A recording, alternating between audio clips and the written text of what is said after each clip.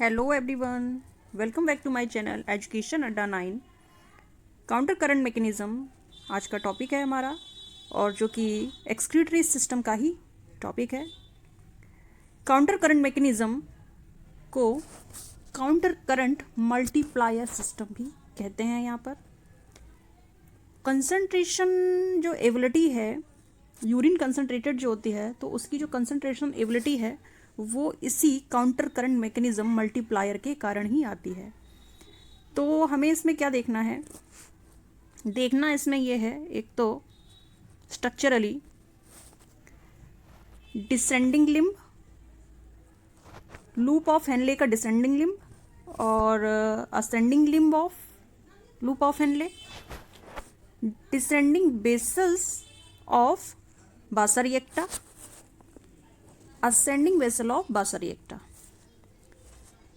तो स्ट्रक्चरली यहाँ पर देखना है हमें काउंटर करंट क्यों बोल रहे हैं और क्यों मल्टीप्लायर बोल रहे हैं। ठीक है, तो एनाटॉमिकली ये दोनों ही स्ट्रक्चर आपका लूप ऑफ हेनले और बासरिएक्टा इस तरह से एसोसिएटेड होते हैं कि लूप ऑफ हेनले में फिल्ट्रेट और बासरिएक्टा में आपका फ्लूइड ऑफ ब्लड एक दूसरे के अपोजिट डायरेक्शन में फ्लो होते हैं, इसलिए इसको काउंटर करंट बोल रहे हैं।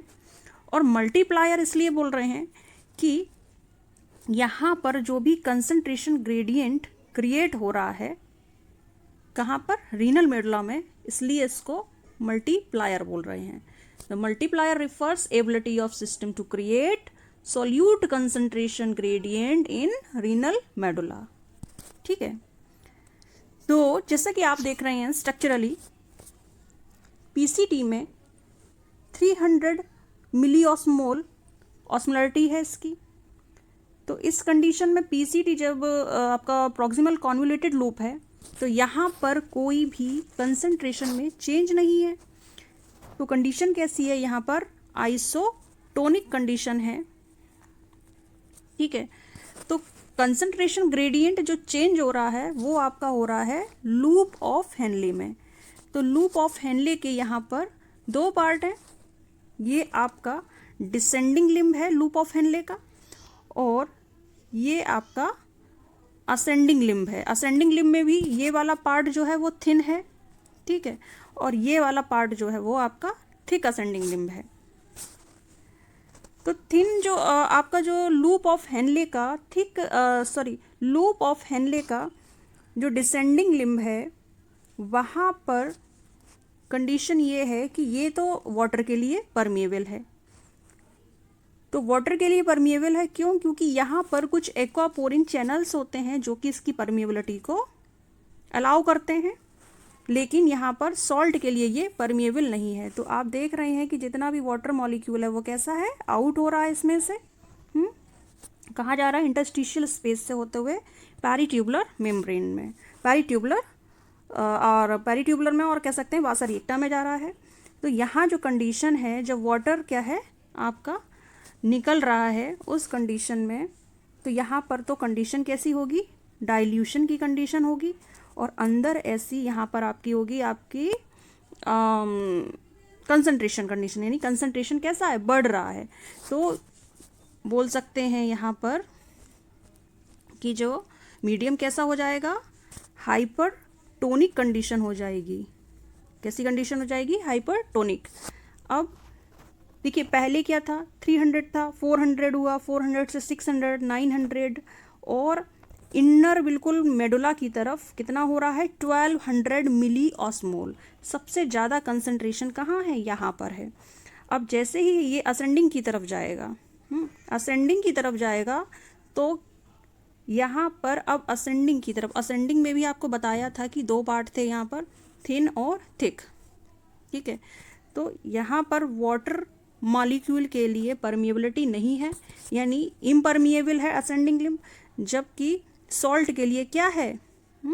सॉल्ट के लिए ये परमिएबल है। तो देखिए NaCl को ये NaCl को छोड़ रहा है, Cl को छोड़ रहा है, पोटेशियम को छोड़ रहा है। ठीक है, और आगे जाके ये जैसे ही अप होगा, असेंडिंग की तरफ ये अप हो रहा है, तो कंसंट्रेशन कैसी है यहाँ पर? यहाँ पर डाइल्यूशन की कंडीशन हो रही है क्योंकि वाटर मॉलिक्यूल बाहर नहीं निकल पा रहा है। और बाहर कैसी होगी इसकी कंसंट्रेशन कंडीशन होगी। कंडीशन कैसी होगी? कंसंट्रेटेड होगी। तो मतलब यहाँ पर अब कंडीशन कैसी हो रही है? आपकी हाइपोटोनिक कंडीशन हो रही है।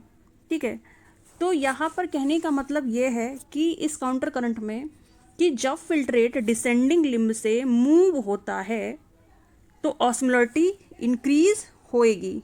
ठीक है, नीचे की तरफ देखिए 1200 मिलीमोल ऑस्मोल हो गया, तो ऑस्मोलरिटी बढ़ रही है। क्यों? क्योंकि water molecules outflow of loop of Henle descending limb से। और जब फिल्ट्रेट मूव होकर असेंडिंग लिम्ब में जा रहा है तो NaCl मूव आउट हो रहा है, helping in maintenance of high concentration of NaCl in medulla. तो मेडुला में कंसंट्रेशन NaCl का बढ़ रहा है, इन कंडीशन हाइपोटोनिक हो रही है। उसके बाद अब बासा रिएक्टा का इससे क्या संबंध है कि this high concentration of NaCl is maintained in medulla. Medulla में जो कंसंट्रेशन बढ़ गई है जो NaCl की, वो वासा रिएक्टा के द्वारा मेंटेन की जा रही। क्यों? क्योंकि ये NaCl कहाँ लिया जा रहा है? इस वासा रिएक्टा में गेन कर रहा है। वासा रिएक्टा गेन कर रहा है, moves down in vasa recta, it gains salt, but blood moves out. Blood moves up in vasa recta. ये देखिए यहाँ पर जब आपका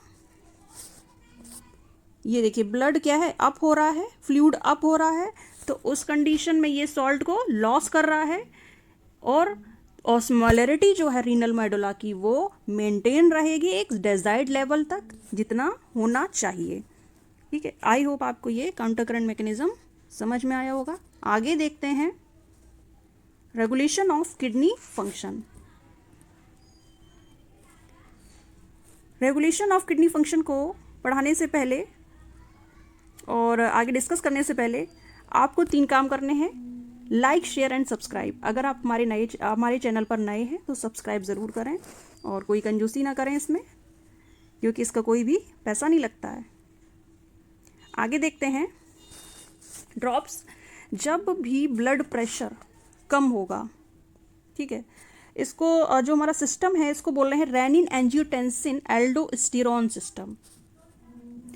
तो कंडीशन क्या है कि जब ब्लड प्रेशर कम होगा उस कंडीशन में जो हमारी किडनी है, किडनी में जो आपका DCT था, तो DCT की तरफ एक आपका एपरेटस पाया जाता था जिसको हम बोल रहे थे juxtaglomerular apparatus.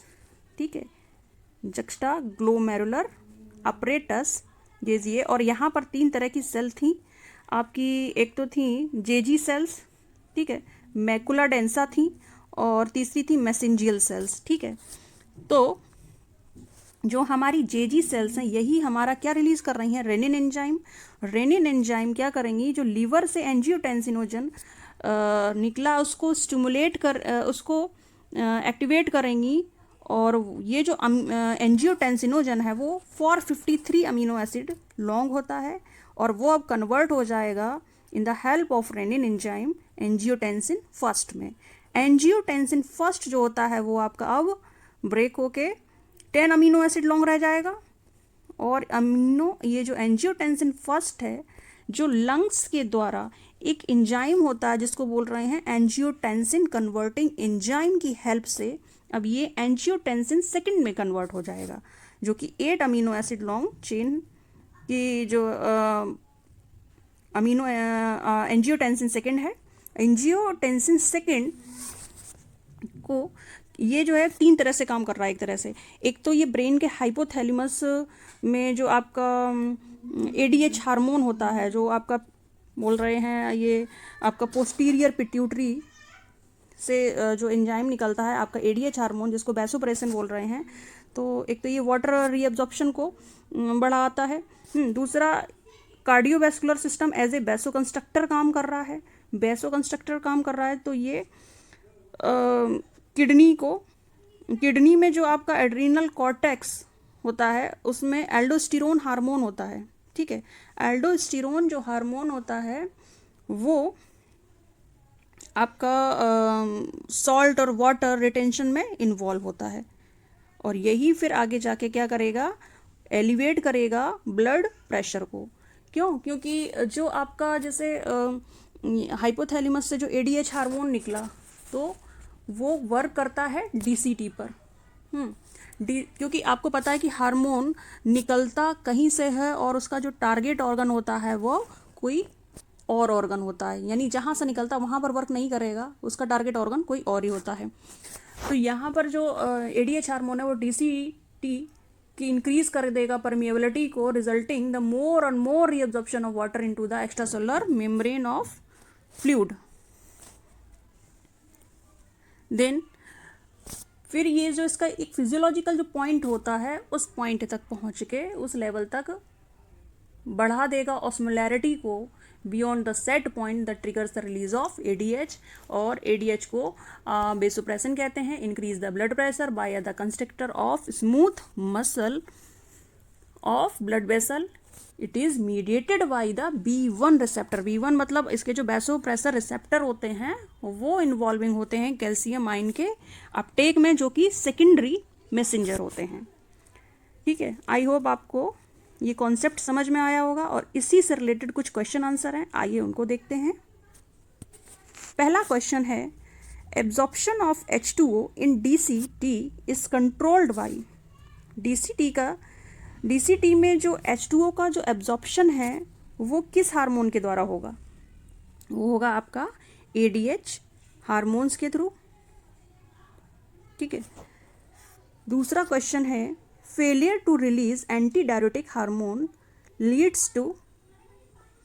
Anti diuretic hormone वही आपका जो वैसोप्रेसन हार्मोन है, वो अगर फेलियर हो जाए, उसमें कोई माल फंक्शनिंग आ जाए, तो क्या कंडीशन होगी? तो यहाँ पर 4 ऑप्शन हैं। पहला है हेपेटाइटिस, दूसरा है बी आपका डायबिटीज़ मेलाइटस, तीसरा है डायबिटीज़ इंसिपिडस, और चौथा है कोरोनरी थ्रोम्बोसिस। तो यहाँ पर आपका हो जाएगा डायबिटीज़ इंसिपिडस। अगला है, रास secret which of the following hormone. रास सिस्टम जो आपने अभी देखा, तो रास क्या सीक्रेट करता है? रास सीक्रेट करता है आपका मिनरलोकॉर्टिकॉइड। ठीक है, ऑप्शन एक बारी देख लो।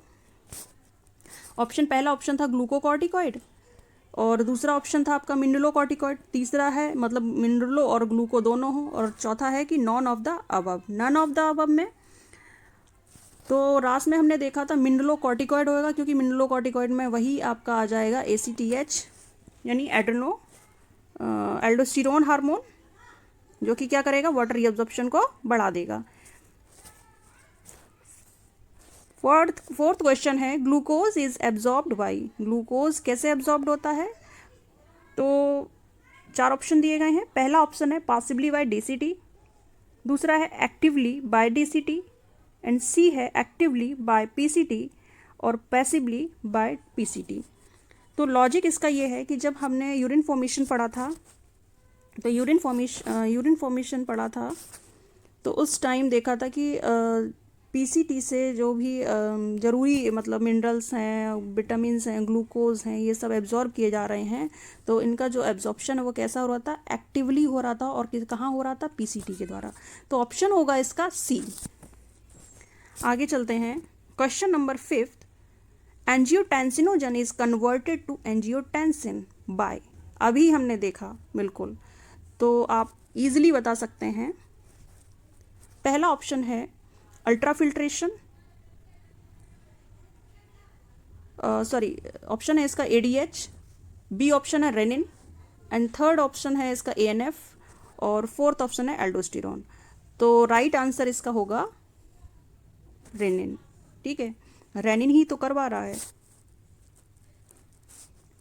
अगला क्वेश्चन है कि 6th क्वेश्चन है, renin angiotensin pathway controls. Renin angiotensin pathway जो वो क्या कंट्रोल करता है? अल्ट्राफिल्ट्रेशन है पहला ऑप्शन, दूसरा है कार्डियक आउटपुट, एंड थर्ड है आपका ब्लड प्रेशर, एंड फोर्थ है ग्लूकोज रीअब्जॉर्प्शन। तो बहुत ही अच्छे से हमने देखा, इसका होगा ब्लड प्रेशर। क्वेश्चन नंबर 7 है कि the region of nephron found in the renal medulla is. तो ऑप्शन में दिया गया है glomerulus, A option glomerulus, B Henle's loop, C Malpighian corpuscles, D distal convoluted tubule और ई पीसीटी। तो यहाँ पर आपका जो राइट आंसर आप लगा सकते हैं पहला ग्लोमेरुलस तो होगा नहीं, क्योंकि ये जो है आपका कॉर्टेक्स रीजन में होता है, तो ये आपका नहीं होगा। मेल्पिगियन कार्पसल्स ये भी नहीं होगा क्योंकि ये कॉर्टेक्स में पाया जा रहा है।